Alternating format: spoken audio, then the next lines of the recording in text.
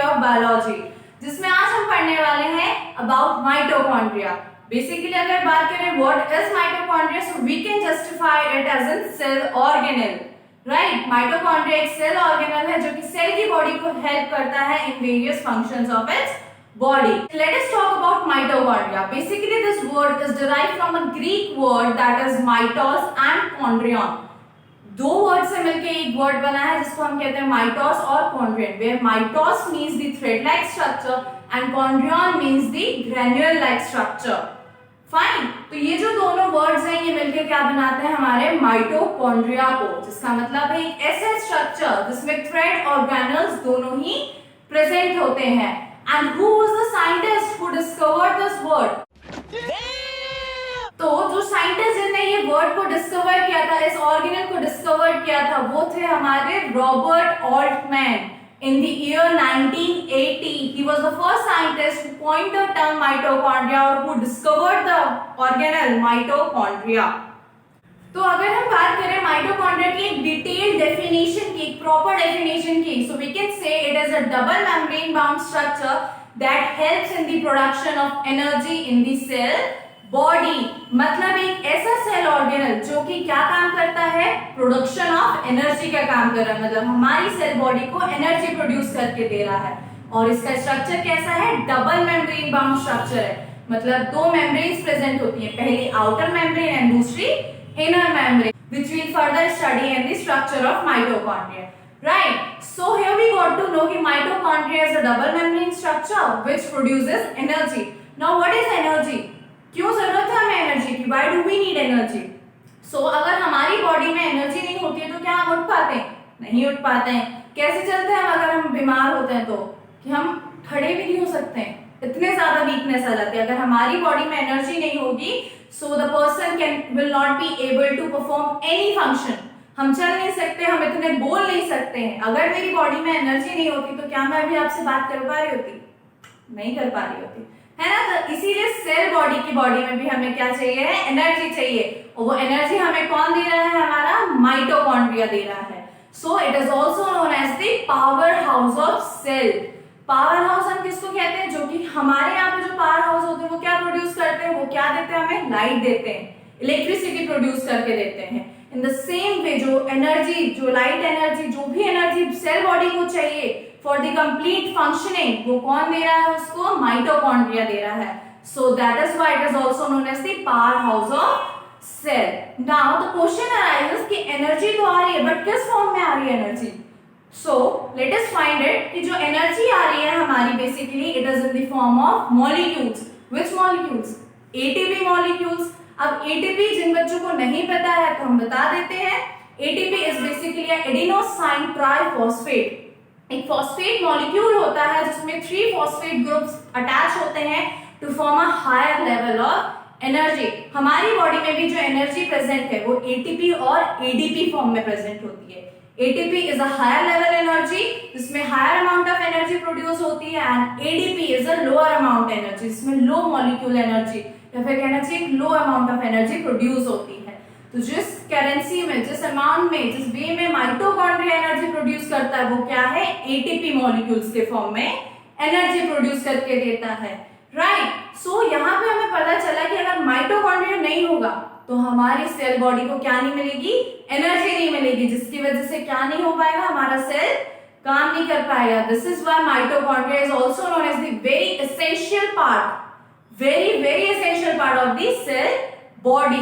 Now talking about the functions of mitochondria, it performs various important or vital role in the functioning of cell body. मतलब जो भी अगर हमारी cell body काम कर रही है तो उसमें एक सबसे मेजर या वाइटल रोल कौन प्ले कर रहा है, हमारा माइटोकॉन्ड्रिया प्ले कर रहा है। How? Because it gives us energy, वो सेल को एनर्जी दे रहा है जिसकी वजह से बाकी सारे काम पूरे हो पा रहे हैं।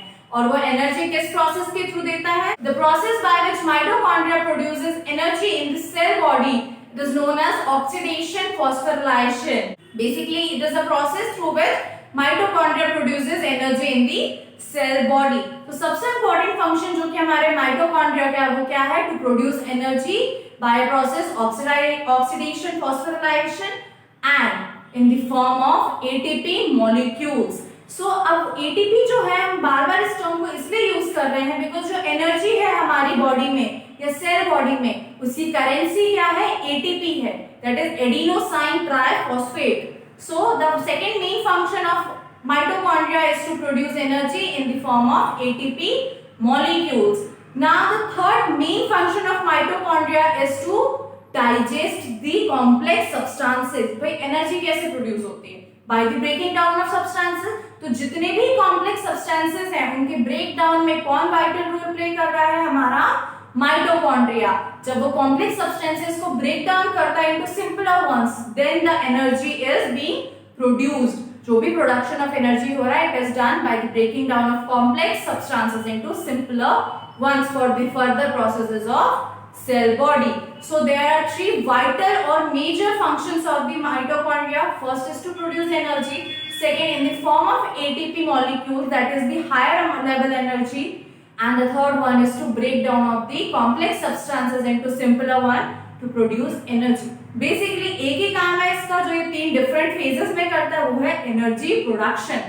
मतलब मैं कहूँ अगर नॉर्मल लैंग्वेज में तो माइटोकॉन्ड्रिया नहीं होगा तो हमारा सेल सरवाइव नहीं कर सकता क्योंकि एनर्जी नहीं होगी। जैसे हम अगर खाना नहीं खाएंगे तो क्या हम सरवाइव कर सकते हैं? 4 दिन करेंगे, 5 दिन करेंगे, 10वें दिन में आईसीयू में भर्ती होने वाली हालत होगी, है ना?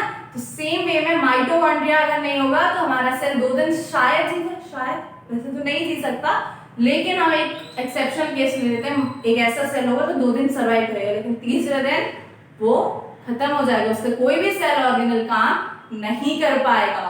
सो mitochondria is very essential for our cell body. Now coming to its structure, ये जो माइटोकॉन्ड्रिया है ये बेसिकली ग्रैन्युलर स्ट्रक्चर होता है, ऐसा ट्यूब लाइक स्ट्रक्चर होता है टब शेप का, जिसमें 2 मेम्ब्रेन प्रेजेंट होती है, first is outer membrane and second one is inner membrane, जिसमें अंदर थ्रेड लाइक स्ट्रक्चर और कहना चाहिए नेटवर्किंग स्ट्रक्चर प्रेजेंट होता है जो कि ग्रैन्युल्स कैरी करता है। वो ग्रैन्युल्स किस चीज के होते हैं? प्रोटीन्स के ग्रैन्युल होते हैं, ठीक है? वो ग्रैन्युल्स ही हेल्प करते हैं उसको एनर्जी के प्रोडक्शन में by breaking down themselves, right? तो जो उसकी आउटर मेम्ब्रेन होती है it is composed of protein and phospholipids, basically a cholesterol structure या carbohydrate structure, and inner membrane is present which is composed of protein amino acids. Protein का simpler form होता है amino acids जिससे compose होती है हमारी second inner membrane, and a gel like structure is present inside the body which is mitochondrion body, जिसको हम बोलते हैं मैट्रिक्स। वो जो मैट्रिक्स है basically it is a gel like substances that helps in giving in turgidity and fluidity to all the thread like structure, and those networking structure is known as सिस्टरेट, ठीक है? तो ये इस टाइप का एक स्ट्रक्चर होता है किसका? हमारा माइटोकॉन्ड्रिया का। ये पूरा स्ट्रक्चर किस चीज में हेल्प करता है? एनर्जी के प्रोडक्शन में by breaking down the complex substances into simpler ones. Now talking about the size of mitochondria, basically it varies from 0.5 to 1.0 micrometre. मतलब कैन यू इमेजिन कितना छोटा होता है माइटोकॉन्ड्रिया, बट रोल बहुत इंपॉर्टेंट है। अगर सेल बॉडी में mitochondria नहीं होगा तो उसमें एनर्जी नहीं होगी, सेल में एनर्जी नहीं होगी तो हमारी बॉडी में एनर्जी नहीं होगी।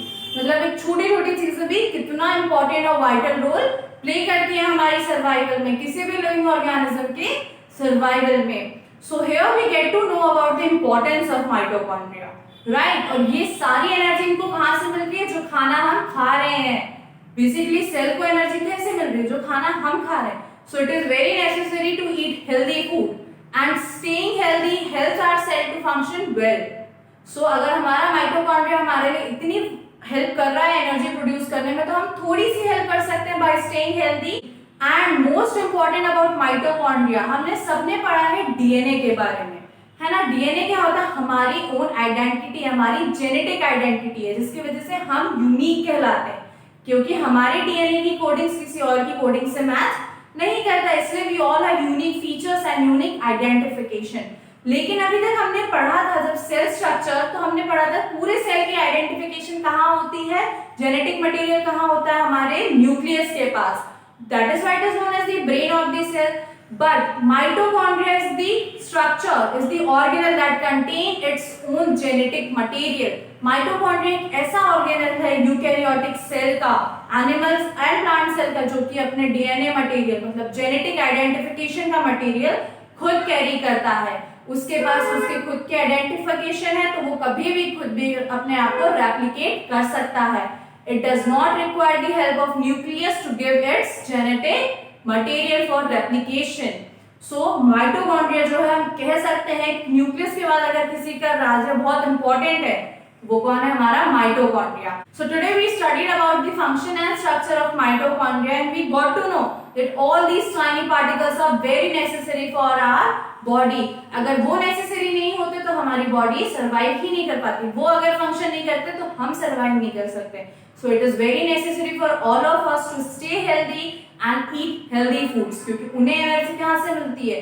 हमारे खाने से, right? So stay safe at your places at this pandemic and stay healthy. Till then, take care, bye bye, and have a nice day.